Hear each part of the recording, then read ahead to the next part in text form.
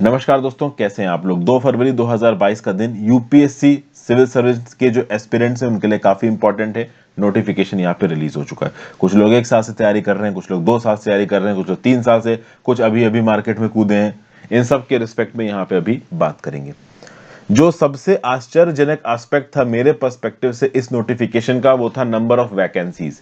Number of vacancies मैंने कभी भी एक्सपेक्ट नहीं किया था कि 800 के ऊपर जाएंगी, जो कि एक डिक्रीजिंग ट्रेंड देखने को मिला था। पिछले साल 2021 की बात करिए तो केवल 712 वैकेंसीज थी। 2020 में लगभग 800, 2019 में लगभग 900 वैकेंसीज।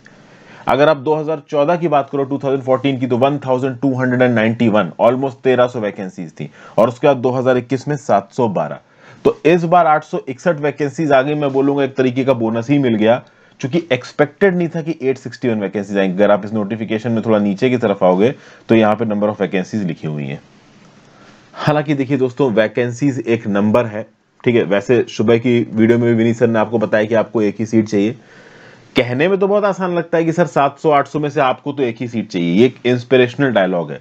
लेकिन मैं आपको बताऊं कि अगर आप पिछले साल की वैकेंसी भी देखो, 712, और इस बार की 861, 712 एंड 861, तो क्या होता है ना, यूपीएससी के गेम में ये 140 जो लोग हैं ना, वो 4 से 5 नंबर में सिमटे हुए होंगे, ज्यादा से ज्यादा 7 से 8 नंबरों में।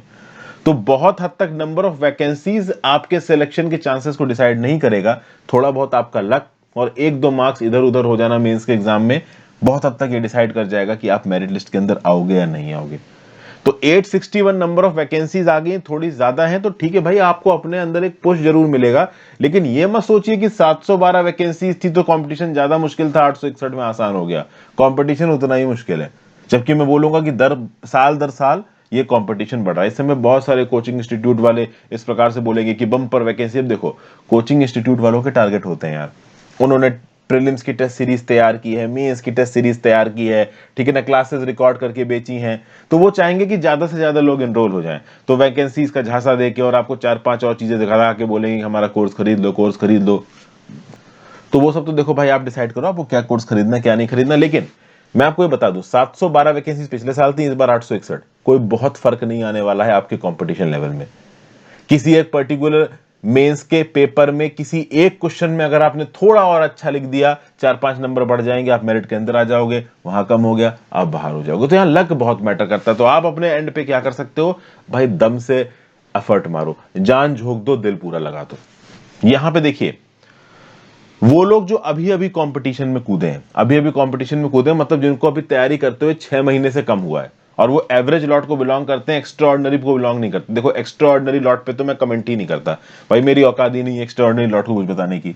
लेकिन जो एवरेज कैटेगरी के लोग हैं मेरे जैसे, उनको मैं ये बोलूंगा कि भाई, अगर आपको 6 महीने से कम हुए तैयारी किए हुए, तो इस बार का पेपर मत भरो।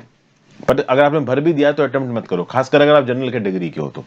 ओके, अगर आपके पास किसी कैटेगरी का बेनिफिट है, आपके पास अनलिमिटेड नंबर ऑफ अटेम्प्ट्स है, तो एक अलग बात है, तब आप दे सकते हो, ठीक है ना। लेकिन अगर आप जनरल कैटेगरी के हैं, लिमिटेड अटेम्प्ट्स हैं, बहुत सोच समझ के अपने अटेम्प्ट्स इस्तेमाल करना। खासकर वो लोग जो कि 21, 22, 23 साल के हैं, जो उसमें जाके पेपर दे आते हैं, अटेम्प्ट खराब हो जाता है। कुछ 22 से 23 सालों के बच्चों का मुझे फोन आता है, वो बोलते हैं सर मुझे तो 3 ही साल तैयारी करनी है यूपीएससी की, तो मैं क्यों अपने अटेम्प्ट बचाऊं, जाके दे देता हूं। तो उनको भी मैं ये बोलना चाहूंगा कि भाई देखो, यूपीएससी की तैयारी एक ऐसी चीज है ना, एक टाइम के बाद आदमी को मजा आने लगता है। 2 साल 3 साल आप तैयारी कर लोगे ना, तो आपको लगेगा यार अब तो 3 साल बर्बादी हो गए, कोई नौकरी भी लग जाएगी तो उसके साथ भी तैयारी करते रहोगे। बाद में एंड में अगर अटेम्प्ट नहीं बचा तो आपको बहुत खलेगा। इसलिए अटेम्प्ट आप तभी दीजिए अगर आप जनरल कैटेगरी के हैं, अगर आपके पास टाइम है। अब आपकी 30 साल उम्र हो गई, आपने एक भी अटेम्प्ट नहीं दिया, 32 लास्ट वो है, तो आप जाके दे सकते हो, फिर तो आपको 6 अटेम्प्ट बचे ही नहीं। लेकिन ओवरऑल एज के हिसाब से जिनके पास 6 से ज्यादा अटेम्प्ट हैं, जो लोग 24, 25, 26, 27 साल के हैं, उनसे मैं बोलूंगा भैया अपने अटेम्प्ट्स बहुत सोच समझ के इस्तेमाल करना। प्रीलिम्स के एक पेपर में भी बैठ गए, अटेम्प्ट काउंट हो जाएगा। अगर ढंग से तैयारी नहीं है तो मेरी ये राय है कि पेपर मत दो। फिर बात करते हैं उन लोगों की भाई जो ढंग से तैयारी कर रहे हैं, जिनको 1 साल तैयारी करते हुए हो गया या उससे ज्यादा हो गया है, अपना कोर्स वगैरह कंप्लीट कर चुके हैं, या कम से कम एक बार तो ढंग से कोर्स को पढ़ चुके हैं, अपना ऑप्शनल तैयार कर चुके हैं, थोड़ा बहुत रिवीजन कर चुके हैं। वो लोग भाई अपनी कमर कस लीजिए। अब ये 4 जो महीने हैं आपके, इन महीनों में भाई देखो, आपको इस बात पे ध्यान देना है कि आप दिन का थोड़ा सा भी समय बर्बाद मत करो।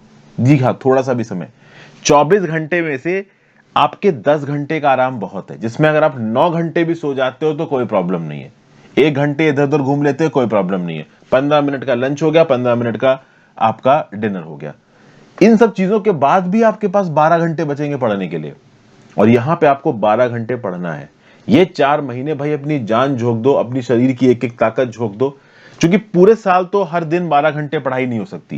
पूरे साल मैं कहूंगा हर दिन 8 से 9 घंटे पढ़ाई हो सकती है, 10 घंटे पढ़ाई हो सकती है, अगर कोई बहुत ही फोकस्ड इंसान है जो दिमाग से बिल्कुल पैशनेट है अपने गोल के लिए।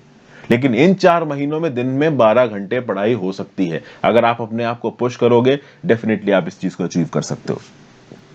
रही बात स्ट्रैटेजी की, तो देखो इस समय पे अलग अलग कोचिंग इंस्टीट्यूट्स स्ट्रैटेजी इस हिसाब से बताएंगे कि हमारा ये कोर्स ज्वाइन कर लो, हमारा वो कोर्स ज्वाइन कर लो। यूपीएससी बहुत अनप्रेडिक्टेबल पेपर है, वो कहीं से कुछ भी पूछेंगे। हाँ, एक पैटर्निटी उनमें देखने को मिली, एक पैटर्न देखने को मिला है कि करंट ओरिएंटेड पेपर होता है, करंट से रिलेटेड सवाल होते हैं, और करंट से रिलेटेड जो स्टैटिक पोर्शन है उससे सवाल आ जाते हैं आपके। प्लस पॉलिटी की लक्ष्मीकांत से कहीं से भी सवाल आ सकते हैं। तो जो बेसिक सब्जेक्ट्स हैं, पॉलिटी हो गई, हिस्ट्री हो गई, इन्वायरमेंट हो गई, इकोनॉमी हो गई, ये तो देखो आपको आने ही चाहिए। आप कोई भी सब्जेक्ट इग्नोर नहीं कर सकते। इनफैक्ट बहुत सारे लोग आर्ट एंड कल्चर छोड़ देते हैं। मैं ये नहीं बोलूंगा आर्ट एंड कल्चर आप इग्नोर कर सकते हो, लेकिन मैं ये भी नहीं बोलूंगा कि आप पूरा घोट लो, क्योंकि इतना बड़ा है आर्ट एंड कल्चर, क्या क्या रटते फिरोगे। तो जो आपने अब तक पढ़ा है उसको रिवाइज करो।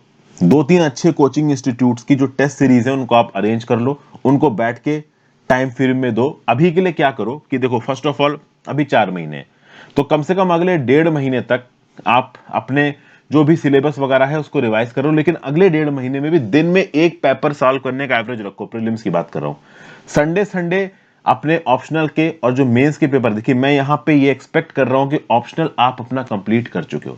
जिन लोगों ने अब तक अपना ऑप्शनल कंप्लीट नहीं किया और वो सोच रहे हैं कि प्रीलिम्स का एग्जाम देने के बाद, हम क्वालिफाई करने के बाद ऑप्शनल शुरू करेंगे, तो भाई मैं उनको ये बोलूंगा कि जनरल कैटेगरी के हो तो ये रिस्क मत लेना, अटेम्प्ट्स बहुत लिमिटेड है भाई। अनटिल एंड अनलेस जो आपका ऑप्शनल सब्जेक्ट है वो आपके ग्रेजुएशन में ना रहा हो, आप प्रीलिम्स के बाद ऑप्शनल तैयार नहीं कर सकते। ऑप्शनल में समय लगता है, राइटिंग प्रैक्टिस लगती है। तो भाई प्रीलिम्स के नोटिफिकेशन आने से पहले ही आपका ऑप्शनल तैयार हो जाना चाहिए। और संडे संडे एक पैटर्न बना लो, संडे को एक पेपर आपका ऑप्शनल का और एक पेपर कम से कम अपना मेंस का जरूर लिखो, ठीक है ना। क्योंकि आंसर राइटिंग प्रैक्टिस मत छोड़िए, आंसर राइटिंग बहुत इंपॉर्टेंट है। प्रीलिम्स क्वालिफाई भी कर जाओगे तो मेंस के लिए तैयार नहीं हो तो क्या ही करोगे। एक चीज तो ये हो गई। दूसरा, जब आपके पेपर होने में, प्रीलिम्स में 2.5 महीने बचे और पेपर कब है, तो पेपर यहां पे नजर आ रहा है 5 जून को है। आज क्या है, 2 फरवरी। तो 2 फरवरी के बाद 2 मार्च, 2 अप्रैल, 2 मई, 2 जून, लमसम 4 महीने। तो पेपर खत्म, मतलब पेपर आने से लगभग 2.5 महीने पहले या 2 महीने पहले दिन के 2 मॉक टेस्ट सॉल्व करना शुरू कर देना। डेली के बेसिस पे जो तुमने नोट्स बनाए थे उनको रिवाइज करना शुरू कर देना। वन लाइनर, मेंस जो भी है, एक बार नोट्स पढ़ डालना। दिन के बेसिस पे 2 पेपर सॉल्व करना, उनकी डिटेल्ड एनालिसिस करना, और उसमें अच्छा खासा समझ आएगा। क्योंकि जब पेपर के जब आप सॉल्यूशन सॉल्व करते हो तो जो आपसे स्टैटिक के टॉपिक का ही सवाल पूछा जाएगा ना, तो उसी समय पे स्टैटिक की किताब खोल के उस टॉपिक को पढ़ लिया, रिवाइज कर लिया, अगर आपको थोड़ा सा भी कंफ्यूजन हो रहा हो तो। अभी अगले 1.5 महीने तक अपनी राइटिंग प्रैक्टिस को थोड़ा बहुत करते रहना। सैटरडे संडे पेपर वगैरह लिखते रहो, ऑप्शनल के पेपर वगैरह लिखते रहो, थोड़ा बहुत ऑप्शनल रिवाइज करते रहो। अपनी बाकी प्रिपरेशन मत छोड़ देना सिर्फ प्रीलिम्स के लिए।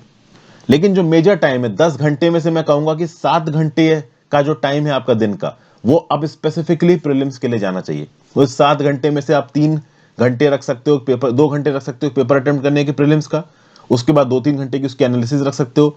अगर आपका सीसेट कमजोर है, जो इंजीनियरिंग बैकग्राउंड के सीसेट अच्छा है, उनको तो जरूरत नहीं देने की टाइम, ठीक है ना। और जिनका सीसेट कमजोर है वो 1-1.5 घंटा अपना सीसेट के लिए भी रख सकते हैं साइड में, और बाकी टाइम आप स्टैटिक के थोड़ा बहुत रिवीजन के लिए रख सकते हो। ओके, बुक्स अभी चाहो तो आप पढ़ लो अगले 1.5 महीने तक, लेकिन आखिरी के 2.5 महीनों में बुक को पूरा मत पढ़ने बैठना। क्योंकि एक बुक को पूरा रिवाइज करने में कम से कम 5 से 6 दिन, 7 दिन, 8 दिन, 10 दिन का तो टाइम चाहिए ही होता है, चाहे बुक को आपने पहले कितनी बार भी पढ़ रखा हो। और बस भाई देखो, जान झोंक दो, बहुत बड़ा सिलेबस है, कितना भी पढ़ लोगे खत्म तो देखो होने वाला है नहीं। आप जितना मैक्सिमम एफर्ट मार सकते हो मारो। अगर आपने कोई कोचिंग इंस्टीट्यूट ज्वाइन कर रखा है और वहां की कोई स्ट्रेटजी बना रखी है, नोट्स बना रखे हैं, आप उसको पढ़ो। आनंद फानन में अलग से कोई कोर्स मत खरीदो। एकदम से 4 महीने में कोई आपको बिल्कुल हीरो नहीं बना देगा। हाँ, आपने पहले से कोई कोचिंग इंस्टीट्यूट ज्वाइन कर रखा है तो उनका जो करिकुलम है आप उसको फॉलो कर सकते हो। कहीं ना कहीं वहां पे भी एक्सपर्ट्स ही करिकुलम बनाते हैं, तो वो अच्छा ही बना के देते हैं। बाकी एंड में तो बच्चे की मेहनत ही इस बात को डिसाइड करती है कि वो सिलेक्ट होगा कि नहीं होगा। तो जान झोंको, put your heart out in it. किसी भी पर्टिकुलर चीज में अपना पूरा जान झोंक दो।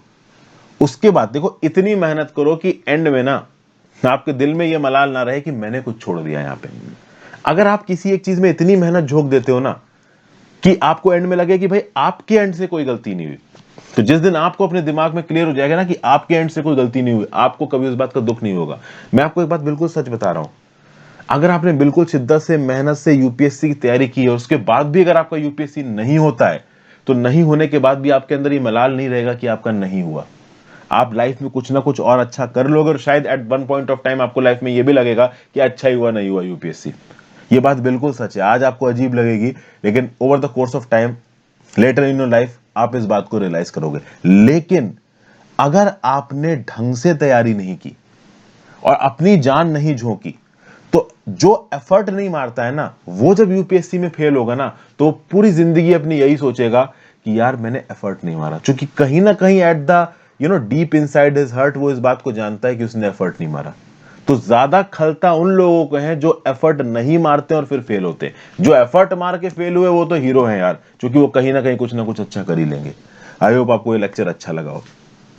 और एक बात, बहुत सारे लोग इस बात में क्वेश्चन पूछते रहते हैं यूपीएससी से रिलेटेड है कि भाई हमारी ट्रेनिंग वगैरह होती है सर, हमारी ट्रेनिंग लबासना मसूरी में होगी, अगर हमें आईआरएस मिल जाता है, आरटीएस मिल जाता है, कि कहाँ होगी। तो देखो मैं आपको एक चीज बता दूं, जो ये Lal Bahadur Shastri national academy of administration Mussoorie का, इसकी जो स्ट्रेंथ है ट्रेनिंग की वो बहुत कम है, और ये आज से कम नहीं, बहुत साल पहले से कम है। और इस बात के ऊपर बातचीत चल रही है कि लबासना की स्ट्रेंथ को बढ़ाया जाना चाहिए, बाकी सर्विसेज के मेंबर्स को भी यहाँ पे बुला के ट्रेनिंग देनी चाहिए।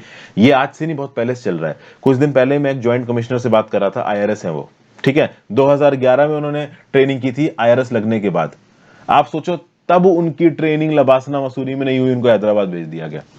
उन्होंने बोला कि उस समय पे कैपेसिटी नहीं थी लबासना मसूरी के पास, लबासना मसूरी केवल आईएएस आईपीएस का ओरिएंटेशन सेशन ले रहा था।